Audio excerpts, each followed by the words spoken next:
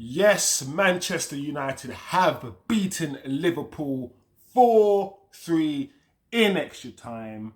Goals from McAllister, Salah and Elliott for Liverpool, and goals from Scott McTominay, Antony, Rashford and yes, Diallo. Amad Diallo has finally left his mark, and it's about time because that kid deserves to start for Manchester United Football Club. He deserves, in fact, I would go as far as saying that that kid is the best winger currently at Manchester United Football Club. So I'm glad that he is the one to score the winning goal. Hopefully we're going to see more of Amad. As a Man United fan, we should be happy. Yes, we have won the game. Listen, today we saw the good and the bad of Man United. We saw what it's like, or we felt what it's like to be a Man United fan. Winning that game against Liverpool, last minute, the kid, and it was a well-taken finish as well. The finish was brilliant. But on this channel, we talk about objectivity.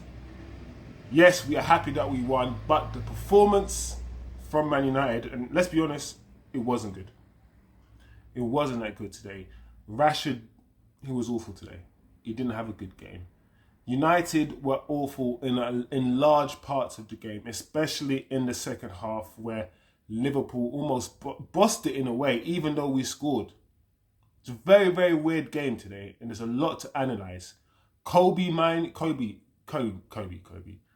This kid has got something. Out of all the young players that have come out of United, let's say over the last 5 years, I think this kid has something in him. The way that he played today, especially when he was further forward, even though he was supposed to be, our deepest six, but when he was further forward today, the way his touches, his close control, his link-up play today, I think we have a player there. I'm not going to get too excited and too ahead of myself, but Kobe had a good game.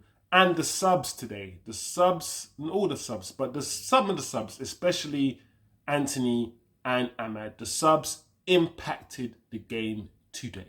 They did. And they haven't always done. In Ten Hag's first season, a lot of his substitutions won us the game. So far this season, his subs haven't really been making the impact that they made last season. But today the subs made an impact. So we're going to talk about that as well. The game ended with Bruno at centre-back, Antony at left-back. So we're going to talk about the formation, how the game unfolded in terms of the position of the players. I'm going to go and I'm going to dive deep in today. There's a lot to talk about, and we are going to talk about it. Like I said, happy for the win, as we always do. But on this channel, we're going to analyse stuff. We're going to critique stuff. We're going to say the uncomfortable things. We're going to say what we see, not how we feel.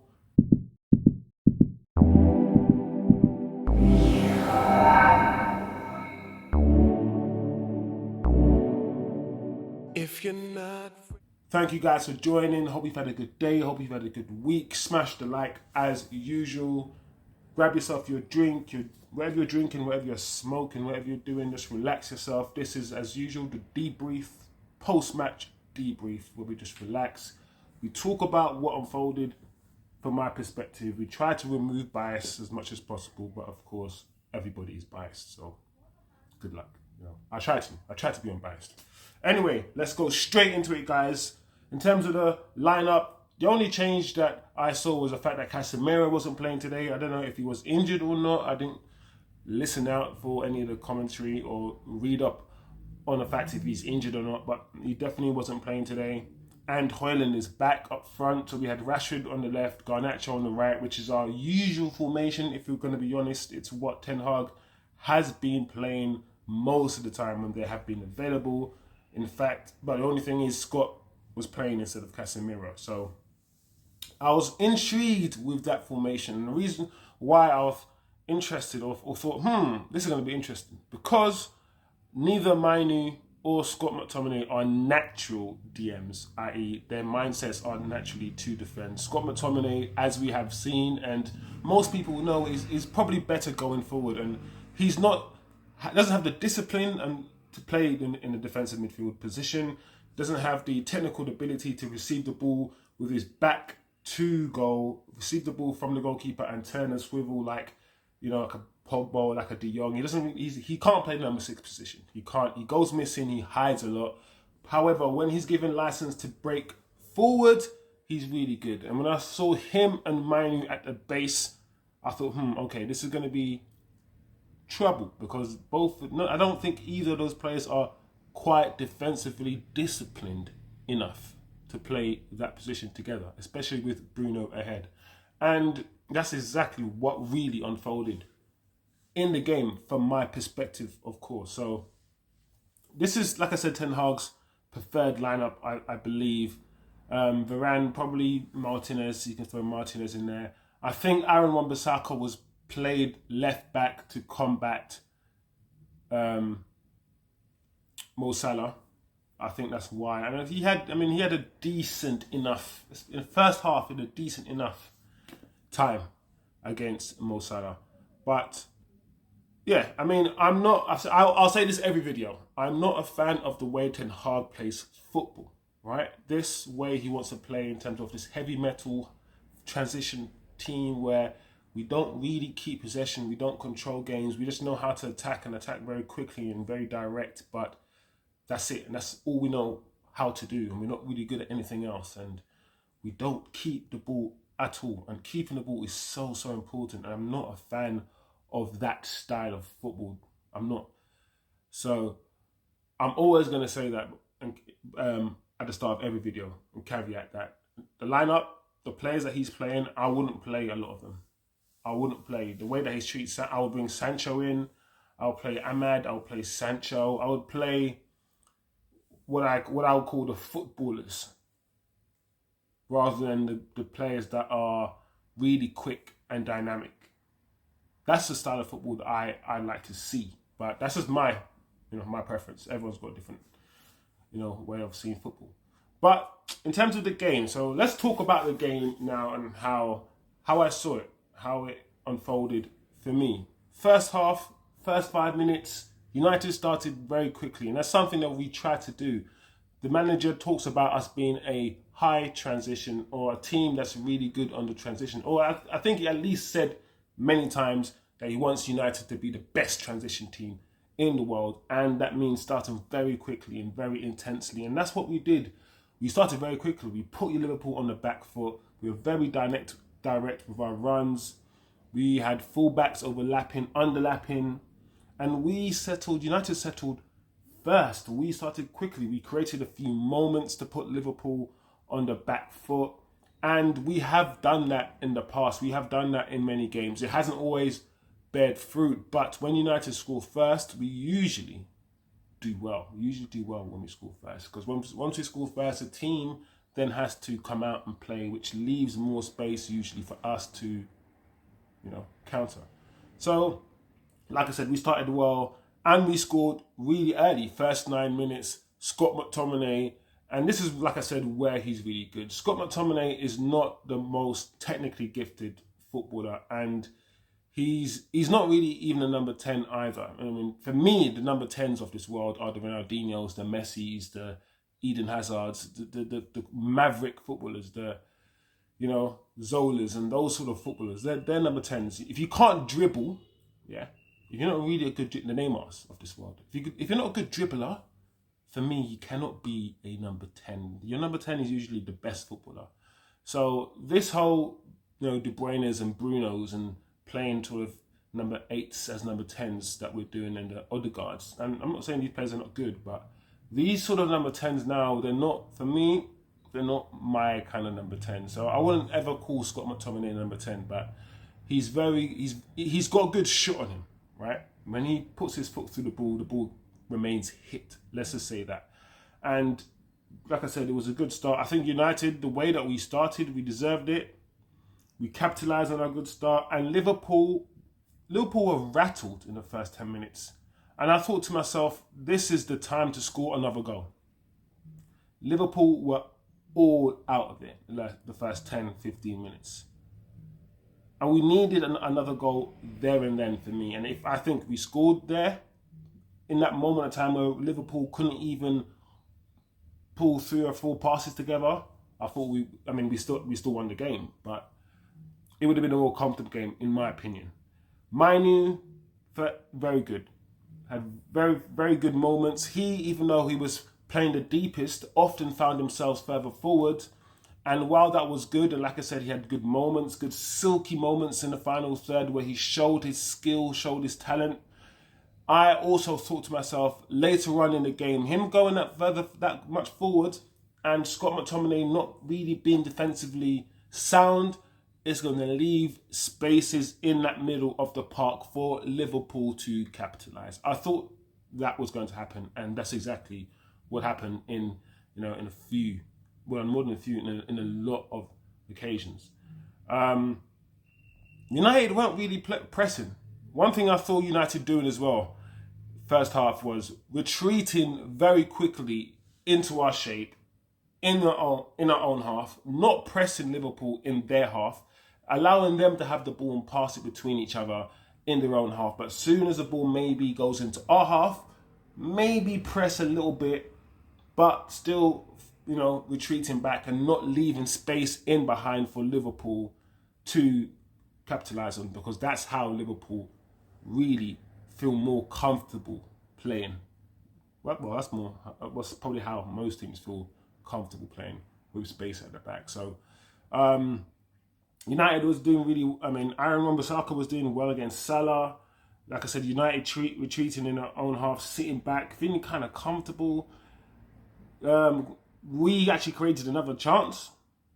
Kobe, like I said, good feet in his own half, in Liverpool's box. Scott McTominay, I think the chance fell to Scott, and I think Scott has to score this. Scott has to score. And I think when he missed that chance around, I think the 35th minute, 30 minutes, I thought to myself, yeah, Liverpool are going to score. And 10 minutes after that, McAllister scored a deflected shot. And I know Onana got a hand to it, but I don't think any of the goals were Onana's fault. I think Onana could have maybe done better on one of them. But overall, it was just a disappointing goal to concede, because I don't think we had to concede it. And McAllister was in so much space. And that was what I'm talking about. I think we just need that hole in that middle there.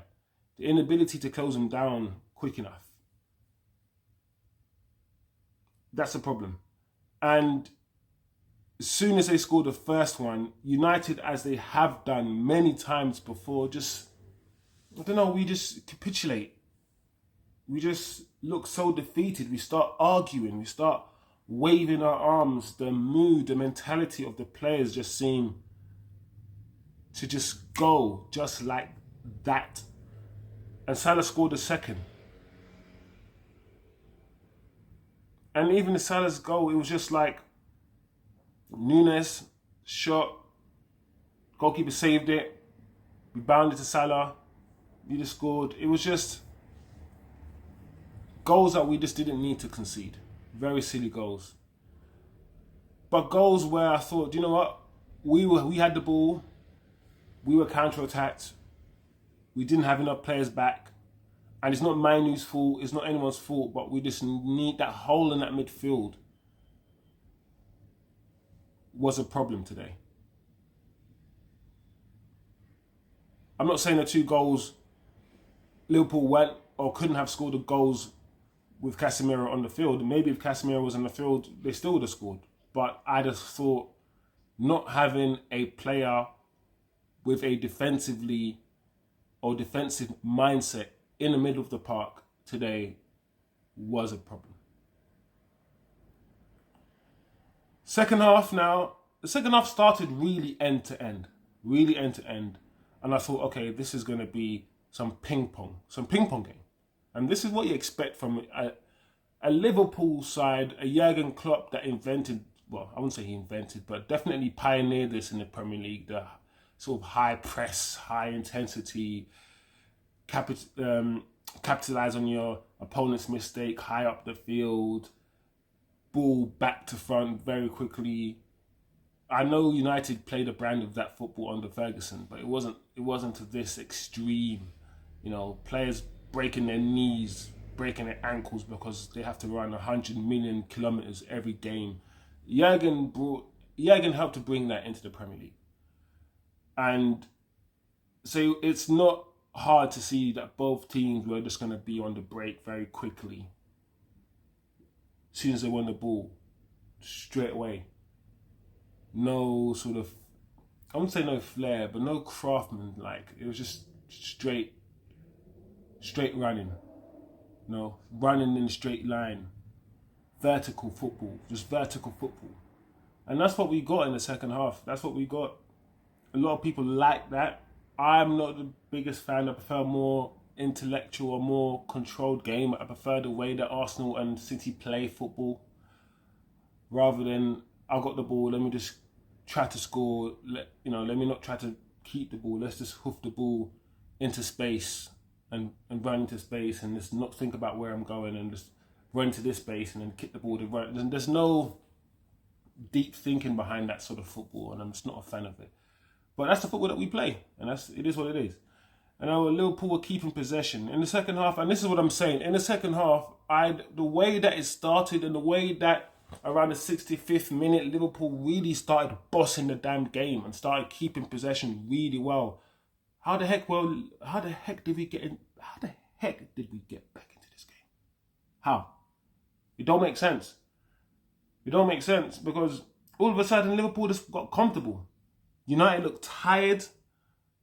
Players are waving their hands. Garnacho waving his hands. Bruno waving his hands. I thought, okay, cool. Easy. Liverpool going to score another goal. Antony came on for Højlund. Maguire for Aaron Bissaka. I was surprised, about the Aaron sub.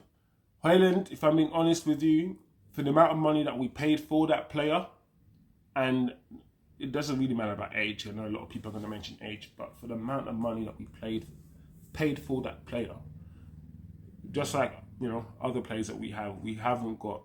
I don't think we will ever get the player that we think we were going to get.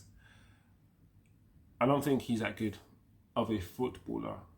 Just like Haaland's a good finisher, but Haaland's not a good footballer. Haaland can't dribble the football. He's not a good pass of the ball. He can't cross the ball. Haaland's not going to do a step over. Haaland's not a good footballer. Footballers can play anywhere on the park. It doesn't matter where you put me. I'm a good footballer. I can control the ball instantly. I can pluck the ball from the air. I can dribble. I can do anything. I'm a footballer.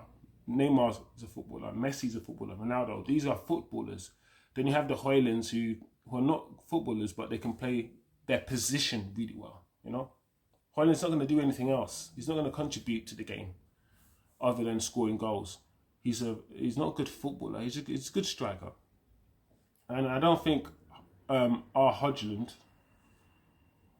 I don't think he's a good footballer. I think he's very heavy-footed. I don't think he's a good dribbler of the ball. I think his footballing IQ is not that great, and he can improve. But one thing he does have is he's got a good rocket as a left foot. From what I've seen so far, his left foot, can connect with the ball like the way that Mason's can, almost the way that Mason's can. Mason's a different level, but I don't know if people just want this guy to be something that they're currently not seeing, or they think he's going to grow and develop. Maybe he will, and I hope he does. But so far, I have my doubts, if I'm being honest. So I'm glad he came off. He didn't have a good game, in my opinion. Antony came on, and when Antony came on, he changed the game. He changed the game. And it was his goal that really energized the team, that really... I think after he scored, the team looked like, at least felt like, and started acting like they could win the game again. And his goal came out of nowhere. Once again, the ball came to him, fell to him, and he used his right foot, and he never ever uses his right foot. So the fact that he turned and shot with his right foot maybe is the reason why he beat the keeper, because maybe the keeper did not expect that either. Maybe, I don't know. But I didn't see that coming, and that goal was a really good goal, really good finish. 86th minute. And you know what? To finish the game, Rashford, I think he was offside, to be fair, but through and goal, and he missed. And that kind of summed up Rashford's really Rashford's evening, really. But yeah. So my throat is hurting. But like I said, so the game finished and the game went to extra time. I've got a cold coming. And the game went to extra time. And the team at that time was just all over the place. I think Bruno was centre back, Antony left back, Maguire was playing up front, making runs up front. Ahmad was playing as number 10. Antony started playing as the right winger, then he, like I said, went to left back. It was just crazy. And to me, it just felt like the manager did not make the substitutions thinking that he was going to actually score and the game was going to go to extra time. It's almost as if he didn't think it was going to work, because the players that he was left with and the formation and it is Bruno centre back. That what the heck? It was very, very strange. But the goal went in 104th minute for Elliott. Mount came on for Lindelof, so the formation changed again. And I thought, okay, Liverpool got their goal. Elliott, another deflected shot. They're going to win. Then Rashford, having a bad game, came up trumps with the last minute goal. Or at least what we thought was the last minute goal. And penalties was on the way. That's what I thought, right? And like I said, I don't think the manager made the substitutions with penalties or with extra time in mind. And I'm so surprised that we ended up winning the game, given the players that we had on the pitch, the formation that we ended up with, the personnel, the tactics, everything. It was a hot mess, but Amad Diallo. And the thing about Amad is that was not an easy finish. That was not an easy finish, but that is him. And I know we've been seeing the likes of Rashford and Garnacho and even Antony, to some extent, play on the wings. Amad Diallo is him. It's not easy to go to the championship, right, and dominate the championship. Even as a player, full stop, it's not easy. But as a small player, because it's a very physical league, he went there, played for Sunderland, voted their best player in that league that season. He was phenomenal. He is ready to start. If Garnacho, right, and Garnacho is not as good as Amad, and I'll fight anybody who disagrees, he's not. I'm talking about footballer here. Yes, Garnacho, he's very direct with his running. That's probably the only thing he has over Amad, is that his directness in running. He runs at you. Other than that, Amad clears him in every other aspect of football. And if we want to build a footballing team with players who know what to do in every single situation, rather than players who can just run really quickly at players, you can't ever break down low blocks because our footballers don't have the necessary IQ. If you want to build a team of footballers, we have to start playing the guys like Amad. You have to. And I'm so happy for him. I'm so glad he scored. I'm glad that he's taking his chances. Well, he's taking this chance, and I hope that he's given more chances. I don't know about this manager. This manager, of course, has assessed the Premier League to be pace and power. That's his assessment. So we're going to see a lot of pace and power players. But I just wish he could develop a different game that just not just pace and power, but just, relied on technical ability too. That's all. That's my assessment of the game. That's my analysis. That's what I thought of the game. United, in general, relied on the counter-attack outplayed in large parts of the game. Certain players came on and changed the game. The manager almost handicapped the team in a way, the way he set us up and the way he continues to set us up and the way he continues to get us to play. In my opinion, the way he's getting us to play is not conducive to the players that we have at all. Liverpool could feel disappointed that with a lot of the opportunities that they had, they didn't put it away, especially when there was like 5 against 1. But football is football. And if you don't take opportunities, that's you. You came to the theatre and you lost. So have that, Liverpool. Yeah? Have that. So now that my assessment is over, I can go back to the bands and say, Liverpool, have that in your head. I'm joking. Anyway, that's it, man. My man of the match today. I can't give it to Ahmed. That is biased. Man came on. Even though he won us the game, I can't give him the man of the match. I'm going to give it to Diallo. In terms of the full overall 90-minute performance, I've given it to Diallo a few times already this season, but yeah, Diallo was good. So I'm going to give it to Diallo. But it could have been a few. Or it could, yeah. Anyway, who was your man in the match? Give me some feedback. How did you look at the game? I think the goalkeeper was good. Onana, since his first few months, he's been fine for me. He's been fine. He hasn't made any more mistakes than any other goalkeeper. He hasn't made any less mistakes. He's just been fine. Making his saves, doing his thing. Onana's not going to be a problem at this football club. He's a good goalkeeper. He's not an amazing shot stopper, but you don't need an amazing goalkeeper. You need a sound goalkeeper. And Onana is sound. He's good.